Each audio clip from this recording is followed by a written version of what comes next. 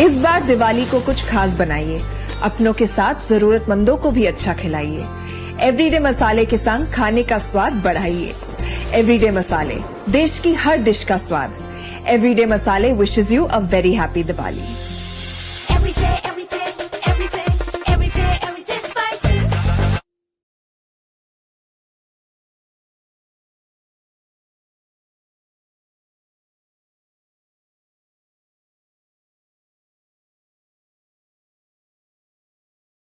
Spinning मिलों की मांग घटने से गुजरात में कॉटन नरम, उत्तर भारत में स्थिर में तेज। नमस्कार, मैं हूं आपके साथ गौरव राजेंद्र और आप देखना शुरू कर चुके हैं अजय एस्ट्रो मनी गुरु। चलिए शो की शुरुआत करते हैं। स्पिनिंग मिलों की मांग कमजोर होने से शाम के सत्र में गुजरात में सोमवार को कॉटन की कीमतों में नरमी दर्ज की गई, जबकि इस दौरान उत्तर भारत के राज्यों में स्थिर से सुधार आया है। गुजरात के अहमदाबाद में 29 शंकर 6 किस्म की कॉटन के भाव शुक्रवार को 100 रुपए घटकर 52,800 से 53,100 रुपए प्रति कैंडी और एक कैंडी 356 किलोग्राम रह गए। पंजाब में रुई हाजिर डिलीवरी के भाव बढ़कर 5,220 रुपये से 5300 रुपये प्रति मन बोले गए। हरियाणा में रुई के भाव हाजिर डिलीवरी के भाव 5,110 से 5130 रुपये प्रति मन बोले गए। ऊपरी राजस्थान में रुई के भाव की बात की जाए तो हाजिर डिलीवरी के दाम बढ़कर 5230 से 5310 रुपये प्रति मन बोले गए। लोअर राजस्थान में रुई के भाव हाजिर डिलीवरी के दाम 48,500 से 49,500 रुपये कैंडी बोले गए। देश भर की मंडियों में कपास की आवक 73,500 गांठ और एक गांठ 170 किलो की हुई। तो वहीं घरेलू वायदा कारोबार में कॉटन की कीमत में तेजी दर्ज की गई। MCX पर नवंबर महीने के वायदा अनुबंध में कॉटन के भाव 140 रुपये तेज होकर 25,890 रुपये हो गए। तो वहीं ICE के इलेक्ट्रॉनिक ट्रेडिंग में कॉटन की कीमतों में तेजी का रुख रहा। कॉटन कॉरपोरेशन ऑफ इंडिया यानी CCI ने पिछले सप्ताह 2024-25 सीजन की खरीद हुई ई नीलामी में लगभग 50,900 गांठ और एक गांठ 170 किलो कॉटन की बिक्री की थी।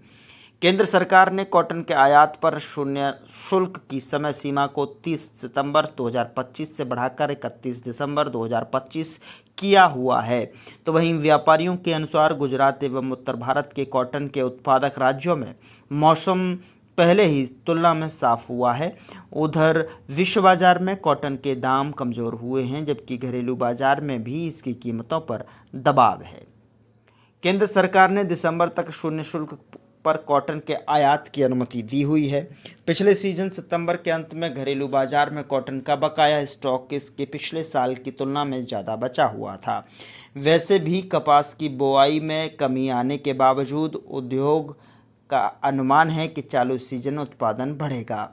कृषि मंत्रालय के अनुसार 3 अक्टूबर तक चालू खरीफ सीजन देश भर में कपास की बुआई कम होकर 110.03 लाख हेक्टेयर में ही हो पाई है, जबकि पिछले साल इस समय तक 112.97 लाख हेक्टेयर में बुआई हो चुकी थी। विदेशी बाजार में खाद्य तेलों की कीमतों में गिरावट का रुख रहा और इस दौरान घरेलू बाजार में कॉटन वॉश की कीमत स्थिर से कमज़ोर हुई। राजकोट में कॉटन वॉश के भाव होकर 1250 रुपये प्रति 10 किलोग्राम पर स्थिर हो गए। इस दौरान धुले में कॉटन वॉश की कीमत घटकर 1235 रुपये प्रति 10 किलोग्राम रह गई। जालना में कॉटन वॉश के दाम कमज़ोर होकर 1220 रुपये प्रति 10 किलो रह गए। तेल मिलों में खरीद सीमित होने के कारण बिनौले की कीमत स्थिर से कमज़ोर हुई। हरियाणा में बिनौले के भाव 50 रुपये घटकर 4150 से 4300 रुपये प्रति क्विंटल रह गए। इस दौरान राजस्थान में बिनौला के भाव 50 रुपये कमज़ोर होकर 4250 से 4450 रुपये प्रति क्विंटल रह गए।